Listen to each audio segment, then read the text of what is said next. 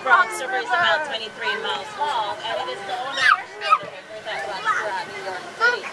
At 20 we began to look at India's national bird, the peacock. Did you know that all of the males are called peacocks, while the females are called peahen?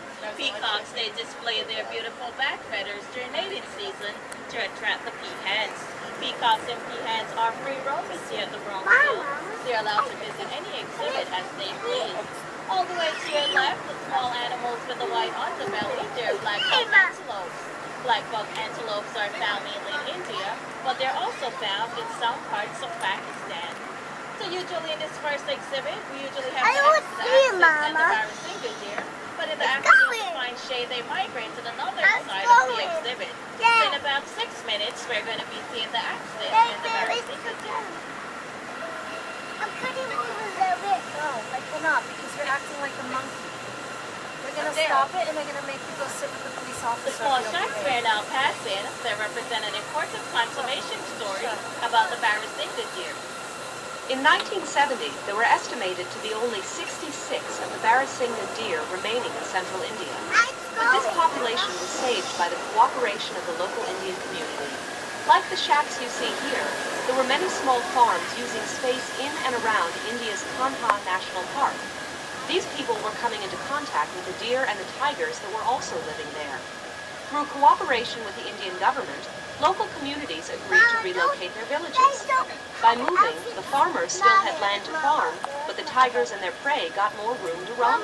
We all know that a species that is extinct no longer exists, like the dinosaur. The next animal we're about to see was on the brink of extinction. In fact, Mongolian wild horse, they were extinct in nature, and they could only be found in captivity. Recently, there have been reintroductions to several parts of Mongolia and China, respect to North American and Asian zoos. Their appearance differs from domestic horses. They have a stockier bill, shorter legs, and an erect mane without the forelock, the piece of mane that falls over the forehead. There are also genetic differences that distinguish these Mongolian wild horses from domestic horses.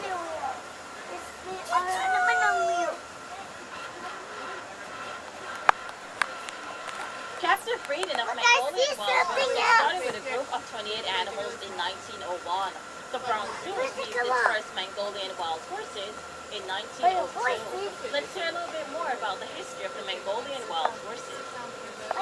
The first accounts of Mongolian wild horses come from rock engravings, paintings, and even cave drawings that date back more than 20,000 years. And the first written accounts were from Tibet, sometime around 900 AD. But these horses remained largely unknown and unnamed to the Western world for many years. During an expedition to Central Asia in 1879, a famous Russian explorer and naturalist, Colonel Nikolai Przhevalsky, encountered the horse in western Mongolia. Because of his discovery, this species is also known as Przhevalsky's horse. Are you wondering why some of the trees are wrapped in wire? We know that trees are very important because they provide shade that our animals need. But sometimes the animals will eat part of the tree or rub off the bark with its antlers.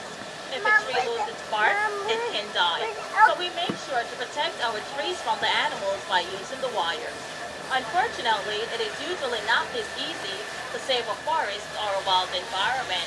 But the Wildlife Conservation Society works hard to protect the wild places many of the animals you will see here today are from. So wildlife explorers, as you're looking for the animals, think of where you'd go if you wanted a shady spot, a quiet place to rest, or a little grazing time. We're now on the lookout for two endangered species, the gaur and the brown-antlered deer. The brown-antlered deer gets its name from the curved shape of the male deer's antlers, and they're currently classified as MONORAIL. We're also on the lookout for our gaur. Our wildlife explorers, you're looking all the way to the extreme right of the exhibit. All the way to the extreme right, going towards the back, the large brown animals that we're now seeing, they're known as gaur. So all the way to your extreme right, all the way towards the back, the large brown animals are known as gaur. What's that? Gaur, they're native to India, and they're often referred to as the Indian bison. gaur, they're the largest wild cattle in the world. Indian bison. Males can weigh over 2,000 pounds, which is as much as a small car. With their large size and impressive horns, a male gaur can fight off just about anything, even a tiger. So all the way towards the back, the large brown animals are known as gaurs. Keep looking to your right, resting right along the fence. So all the way to your right, resting right along the fence, we're going to look at some of the brown antler deer. So the deer, they're resting to the right along the fence. The gaur and the brown antler deer, they're part of the species survival plan. Let's learn a little bit more. Here at the zoo, we help gaur and brown antler deer and many other species by participating in cooperative zoo management programs called species survival plans. The name says it all. The plans aim to help these animals survive. Zoos across the country work together to maintain genetically diverse populations of rare and endangered species. It is easy to forget that the BRONZ zoo is in the middle of an urban environment, but the noise you may be hearing behind you now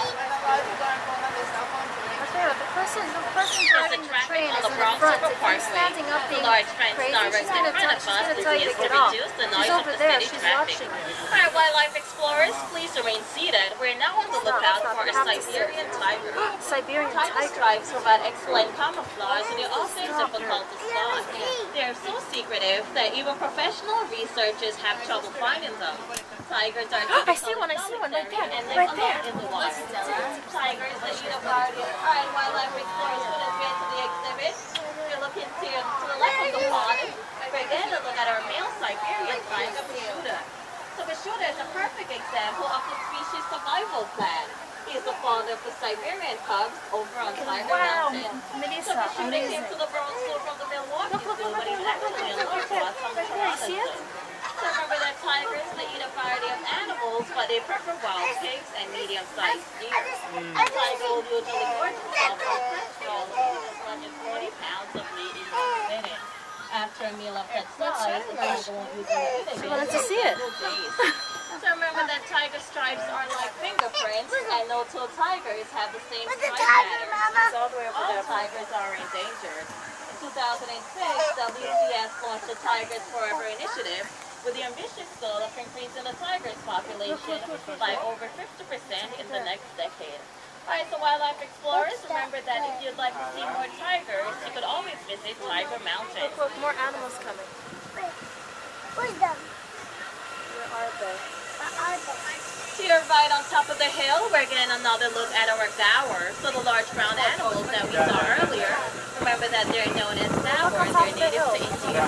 Asia is the continent with the largest number of deer species, and it is well known for its deer diversity. Keep looking to your right, the spotted deer that we're now seeing, they're known as the axis. Axis deer, they're native to India and Sri Lanka.